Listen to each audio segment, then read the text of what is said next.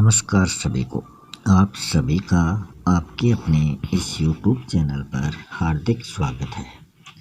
आज हम NCERT की जो कक्षा 10 की पुस्तक क्षितिज भाग 2 है उसका अध्याय नंबर 14 प्रस्तुत कर रहे हैं। इसका नाम है एक कहानी यह भी, जिसके रचयिता हैं मनु भंडारी। तो पहले हम इसके शब्दार्थ करते हैं, उसके बाद में हम इस पाठ में आए हुए जो महत्वपूर्ण प्रश्न उत्तर हैं उनके बारे में चर्चा करेंगे। तो शुरू करते हैं शब्दार्थ। पहला है निहायत। निहायत का अर्थ होता है बहुत अधिक। फिर है अहमवादी। अहमवादी होता है घमंडी। दरियादिल होता है दयालु या फिर सहृदय। विस्फारित होता है अधिक फैलना। ताना बाना का अर्थ होता है किसी कार्य को करने के लिए प्रबंध करना। उबरना का अर्थ होता है परेशानी से बचना। प्राप्य का अर्थ होता है मिलने योग्य। कुंठा होता है निराशाजन्य अतृप्त भावना। शिद्दत होता है तीव्र भावना। प्रतीक्षाया होता है परछाई। सहिष्णुता होता है क्षमाशीलता। जमावड़ा होता है भीड़ या समूह। रोमानी होता है रोमांटिक। आक्रांत होता है कष्टग्रस्त। दक्यानुष होता है संकीर्ण सोच वाला। उन्माद होता है पागलपन। अंतरंग होता है निजी या पारिवारिक। तो इसका पहला क्वेश्चन है एक कहानी यह भी। ये आत्मकथ्य है, इसमें क्या प्रकट किया गया है? तो इसमें साधारण लड़की से असाधारण लड़की बनने के जो प्रारंभिक पड़ाव हैं उनका वर्णन इसमें किया गया है। ब्रह्मपुरी जो अजमेर जिले में आता है, वहाँ का एक मोहल्ला है। आने से पहले लेखिका का परिवार कहाँ रहता था? तो ये रहता था इंदौर। लेखिका के पिता कार्य करते थे। तो लेखिका के पिता समाज सुधार का कार्य करते थे और बच्चों को अपने घर पर रखकर भी पढ़ाते थे। लेखिका के पिता को अंग्रेजी हिंदी शब्दकोश से क्या मिला था? तो उनको यश व प्रतिष्ठा तो इससे मिली थी, परंतु किसी प्रकार की कोई आर्थिक सहायता इस शब्दकोश से इनको नहीं मिली थी। लेखिका के पिता हर बात में किसकी प्रशंसा करते थे? तो लेखिका के पिता हर बात में लेखिका से बड़ी बहन सुशीला की प्रशंसा करते थे, जो लेखिका से 2 वर्ष बड़ी थी। लेखिका की हमेशा अपने पिता से टक्कर चलती रहती थी। कुंठा प्रतीक्षाया और प्रतिक्रिया के रूप में। लेखिका के भाई बहन थे। कितने भाई बहन थे वो?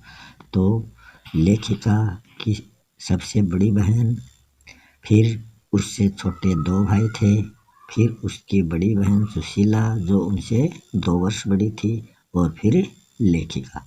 इस प्रकार 3 बहनें और 2 भाई, तो कुल ये भाई बहन हो गए 5। अगला क्वेश्चन है लेखिका के पिता रसोई को कहकर पुकारते थे, तो रसोई को बटियार खाना कहते थे। लेखिका के पिता का ध्यान उन पर पहली बार कब केंद्रित हुआ था?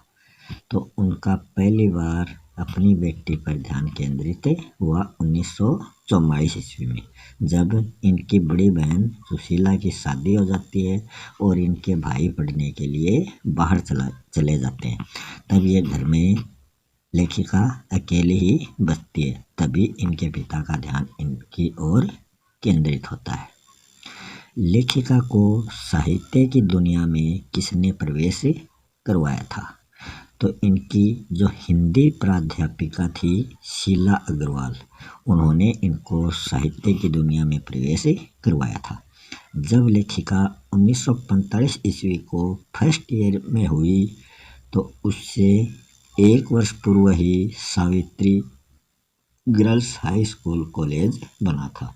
जिस स्कूल में पढ़ती थी वही कॉलेज में परिवर्तित हो गया था।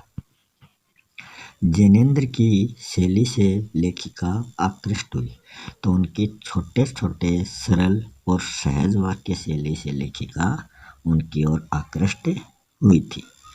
लेखिका के पिता कॉलेज प्रिंसिपल के बुलावे पर गुस्सा हो गए थे, किंतु वापस आए तब गर्व से लेखिका को बताया कि जब कॉलेज से प्रिंसिपल का बुलावा आया तो उनके पिता, लेखिका के जो पिता थे, वो क्रोधित हो गए कि ये लड़की मुझे कहीं का नहीं छोड़ेगी।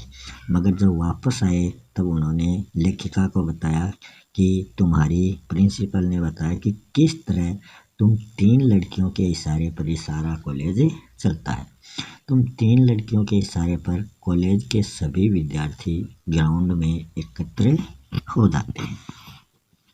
आज़ाद हिंद फौज के मुकदमे पर हुई हड़ताल को लेखिका ने संबोधित किया, तो उस हड़ताल को लेखिका ने अजमेर के मुख्य बाजार चौराहे पर संबोधित किया था।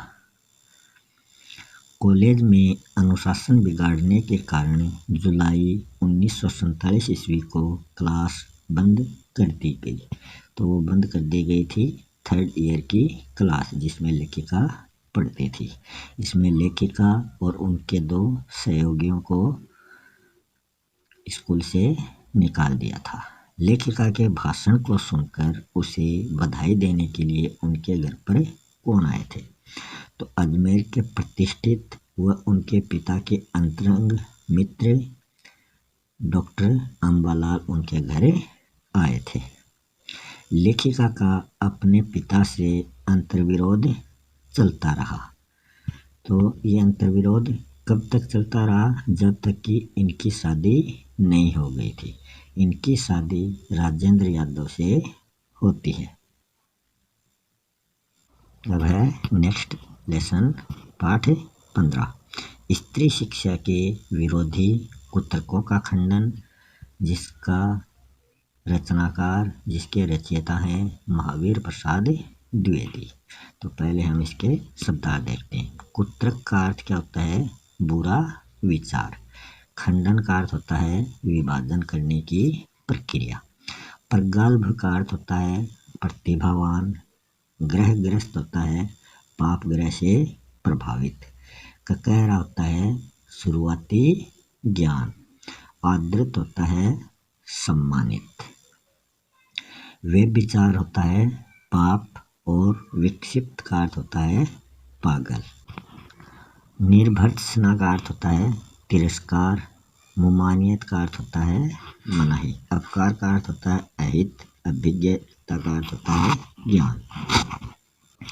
नेक्स्ट है सितंबर 1914 को सरस्वती पत्रिका में छपे लेख पढ़े लिखों का पांडित्य शीर्षक से प्रकाशित हुआ, जिसे बाद में महावीर प्रसाद द्विवेदी ने महिला मोद पत्रिका में शामिल कर उसका शीर्षक दिया था स्त्री शिक्षा के विरोधी कुतर्कों का खंडन।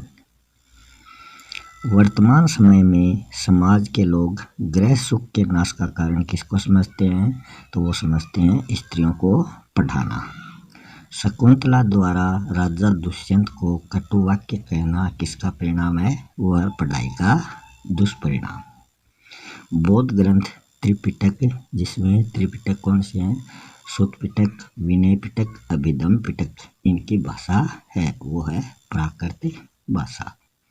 बौद्ध ग्रंथ त्रिपिटक के अंतर्गत सैकड़ों स्त्रियों की पद्य रचनाएं उद्धृत हैं, वो हैं थेरीगाथा में।